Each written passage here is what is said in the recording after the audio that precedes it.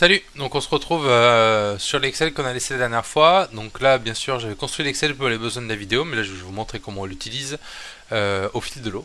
Donc là, on est le 7 août, c'est-à-dire que tous les jalons qui sont passés, les tâches sont actées et sont terminées. Donc c'est-à-dire qu'on a le plancher qui est posé, on a fait la pesée du camion, j'ai fait l'isolation du plancher et les squelettes des tasseaux, j'ai terminé l'entretien du véhicule, j'ai refait un aller-retour à Montpellier-Paris, j'ai recommandé des pièces, j'ai construit mon lit, j'ai ancré la moto, j'ai fini le lit. Donc là, en fait, mon fourgon est presque optimisable parce que vous voyez qu'il me reste des choses que j'ai rajoutées à la suite, comme avoir des écarts autobloquantes pour les LED du lit, les coupelles, mais tout ça je vous le montrerai en vidéo quand on y sera. Là, il est l'heure quand même de regarder un fourgon qui s'aménage, donc c'est parti, je vous amène avec moi dehors. Donc on est dans la réalisation de ce PMV, donc là on va commencer aujourd'hui à poser le plancher. Donc là ce que vous allez voir c'est un condensé du coup de 2 semaines que j'ai timelapsé. Donc on nettoie le sol au White Spirit pour pouvoir poser l'Armaflex. J'ai meulé les points de rouille que j'avais sur le châssis histoire de pouvoir mettre de l'anti-rouille au cas où ça devienne de la rouille corrosive. Et je vais découper du coup les tasseaux qui vont faire le squelette de mon plancher. Donc par chance, quand je suis monté au Hellfest, j'avais un covoiturage, un menuisier qui m'a proposé du coup ses services pour me fournir en bois et travailler dehors devant chez lui. Donc c'est bien, du coup j'ai le bois à proximité et ce qui me permet du coup d'avancer quand même assez rapidement.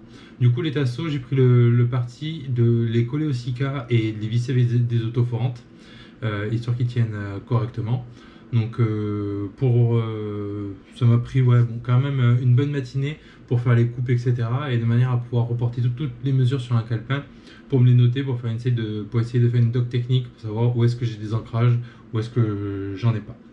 Donc maintenant que le sol est posé, on passe à l'isolation à l'Armaflex. Alors pour le coup, moi j'ai pas pris le parti de les découper entre les tasseaux, je préférais les recouvrir entièrement. Bon, principalement par facilité. Et puis j'avais des vis quand même assez longues qui permettaient de passer à travers l'isolant et pour aller se fixer sur les tasseaux vu que je savais où ils étaient. L'isolation étant posée, donc si j'ai pris le parti aussi d'isoler le sol, c'est principalement parce que je sais que je vais dormir dedans. Je sais toujours pas encore si j'envisage de faire un fourgon aménagé ou pas, ou une homologation ou pas. C'est encore un peu en étude. Mais bon, dans tous les cas, pour faire mon produit minimum viable, comme je vous parlais la fois dernière, c'est qu'il me faut un plancher, il faut faire les ancrages. Et dans cette vidéo, c'est ce qu'on va essayer de faire. Donc là, j'ai repris le vieux plancher qui était initialement dans le camion. On l'a posé sur une planche de contreplaqué marine. Du coup, je fais simplement les découpes dans l'atelier de mon menuisier. Et puis là, on va aller le placer. Notez quand même qu'il y a un petit truc, du coup ça j'adore travailler avec des professionnels exactement pour ça. Là il utilise une machine qui permet de faire des encoches en forme de ballon de rugby pour rallonger la planche, juste avec une chute. Et ça, moi, à la maison, quand j'aurais fait, j'aurais juste pris une plaque de fer avec des vis et j'aurais eu forcément un jour de l'épaisseur de la plaque. Et ça, franchement, je ne connaissais pas l'utilisation de cette machine, mais c'est vraiment super bien. Du coup, le plancher, il fit nickel. Pour le coup, il fit nickel. Et plus qu'à le visser, je vous épargne le moment où je le visse. Et là, en fait, je lui avais commandé du coup des tasseaux de 40 par 40 pour faire mon lit. Et il m'a dit, regarde, je vais te montrer comment je fais des tasseaux. Donc il a récupéré un bois. Donc il part du principe que tous les bois qu'il reçoit, ils sont pas droits. Et pour le coup, c'est le cas. Notamment quand vous achetez des planches à Leroy Merlin, parfois elles bendent un peu. Et c'est un peu pénible. Donc là, il passe l'entièreté de la planche dans une dégauchisseuse qui permet du coup de rendre la surface plus ou moins plane. Avant ensuite de rentrer ça dans une... Ah, j'ai oublié le nom de la machine. Pas une taraudeuse, pas une raboteuse. Voilà, et comme vous pouvez le voir, les planches sortent.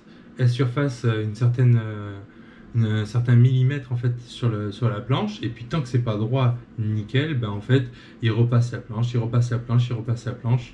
De manière à ce qu'au bout d'un moment, elle soit nickel de chez nickel. Donc un peu stupéfait. C'est quand même des machines, c'est un professionnel, hein, et nous on gagnerait, on n'a pas Enfin, regardez-moi ce bois comme il est beau. Ça n'a rien à voir avec des tasseaux de sapin de Leroy Merlin, bordel. Voilà, je suis très content parce que du coup, en fait, le fait de travailler avec cette personne qui me donne un peu son savoir, et son savoir-faire et ses machines, ça me permet de faire des produits de qualité. Il a une scie table pour couper mes tassons en 40 par 40, bah, ça lui a pris une fraction de seconde. Alors moi, j'aurais perdu un bras, un main et un avant-bras, hein, ça c'est sûr. Mais le fait de le voir travailler avec une telle facilité, bah, c'est fascinant et je remercierai jamais assez. Une fois que les tasseaux du coup sont coupés, il les repasse un coup dans la raboteuse pour s'assurer qu'ils soient bien droits et après du coup il les taille à la bonne dimension. Donc là, globalement, où est-ce qu'on en est dans le projet? Dans le projet, j'ai mon plancher, donc ça c'est cool, c'est un jalon. Là, il est en train de musiner du coup les tasseaux qui vont me servir à faire mon lit peigne, donc très cool. Donc maintenant, il ne me reste plus qu'à fabriquer mon lit peigne. Donc je repars chez moi. Et du coup, je suis le schéma que je vous ai mis en description de la vidéo, qui est le schéma que j'utilise depuis une deuxième fois. Alors attention, il faut adapter les mesures en fonction du lit que vous voulez faire. Par exemple, moi, tu vois, les traverses, je voulais qu'elles fassent 70 parce que je veux que mon lit fasse 70 par 200, de manière à ne pas avoir de difficulté par la suite à trouver des draps, un matelas, etc. Donc c'est quand même assez... Enfin, pour moi, c'est un truc assez pénible. Mais après, je comprends que tu as des contraintes de place dans un fourgon et tu n'as peut-être pas forcément envie d'avoir un lit en 70 par 200. Moi, vu le sens dans lequel je le mets, en fait, ça me pose aucun problème. Et vu qu'il sera rabattable, il pourra être... il peut faire la taille qu'il faut. Moi, je veux juste dormir correctement quand je rentre d'une journée sur circuit. Donc là, du coup, j'ai pris mes deux tasseaux de 200, je fixe mes traverses de 70. Bon, vu que ma planche est trop petite, je fais des tasseaux. Et là, en fait, ce que je fais, c'est que je repère en fait je repère les lattes. Là, je vais le saturer de manière à ce qu'il soit qu'il soit à peine un peu protégé contre l'humidité, les attaques de bois, les attaques de termites, pardon, voilà. C'est les mythes de terre qui vont dans le bois, forcément. Donc, ouais, 3 couches. Ça met longtemps à sécher et ça a un aspect un peu résineux vu que ça sature les pores du bois. Ça met quand même assez longtemps à sécher. Donc, voilà, tu le fais entre midi et 2 quand tu rentres du boulot. Tu laisses sécher et puis le lendemain, tu recommences et ainsi de suite. Donc, on traite le bois, très important. Une fois traité, alors le mien, il n'avait pas trop de couleur. Enfin, il avait une couleur naturelle, entre guillemets.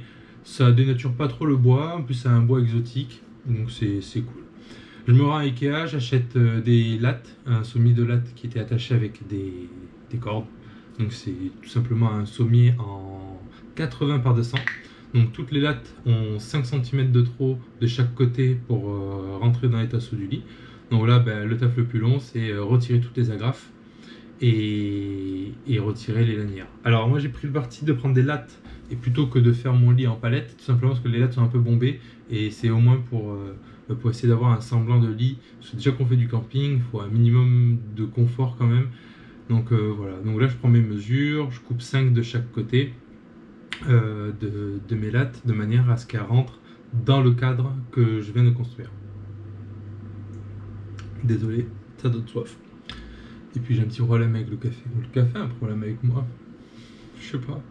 Alors voilà, donc on repart les lattes, on repart les dimensions. Donc dans un sommier, suivant la longueur de lit que tu fais dans un sommier Ikea, il n'y a peut-être pas assez de lattes. Moi j'en ai pris 2. On est à 25 € je crois, ou 22,50 € les deux.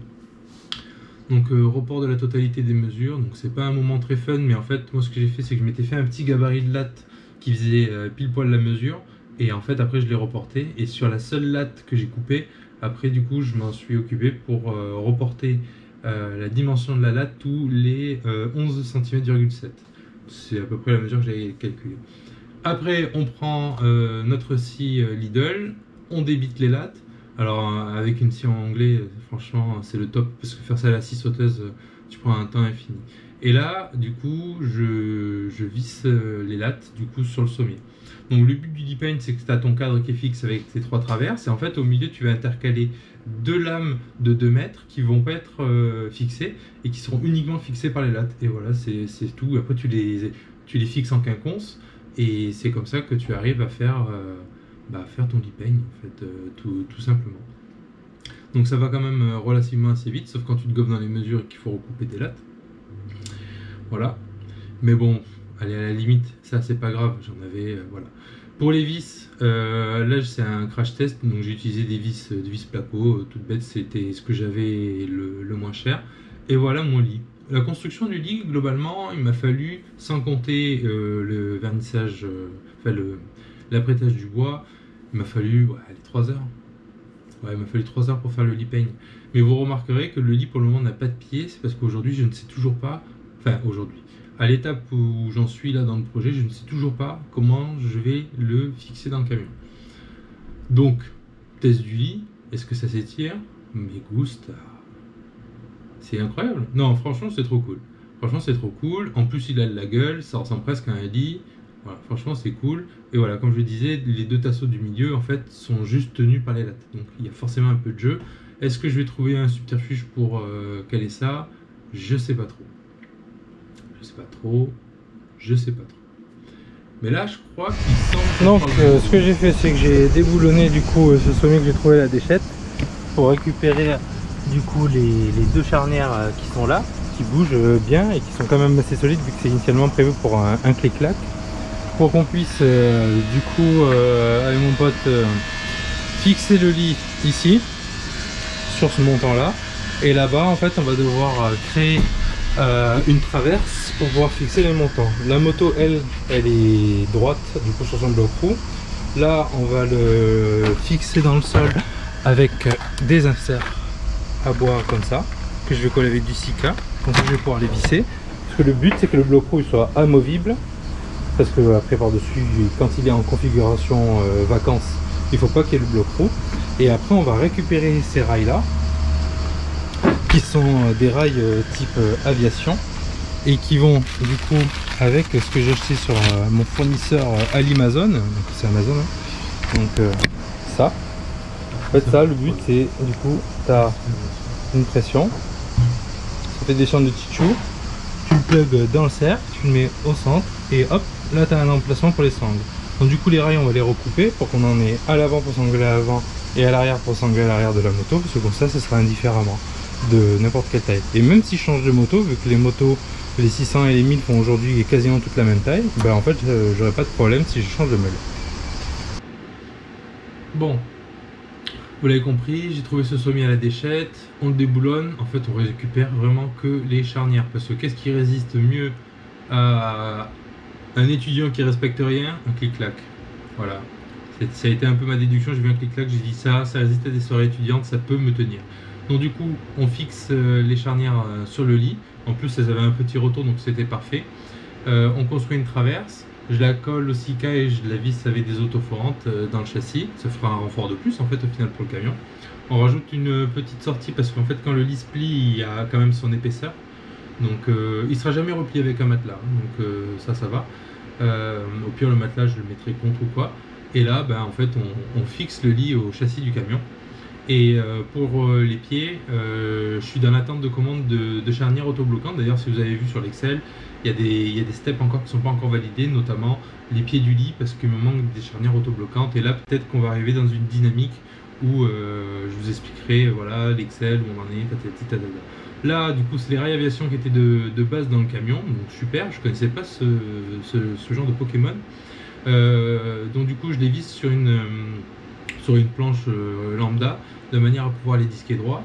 Et puis après, ben, mon pote va faire, enfin là pendant que je suis en train de les découper, mon pote est en train de faire un gabarit du rail dans une planche de contreplaqué qu'il va utiliser avec sa défonceuse pour faire l'ancrage dans mon sol.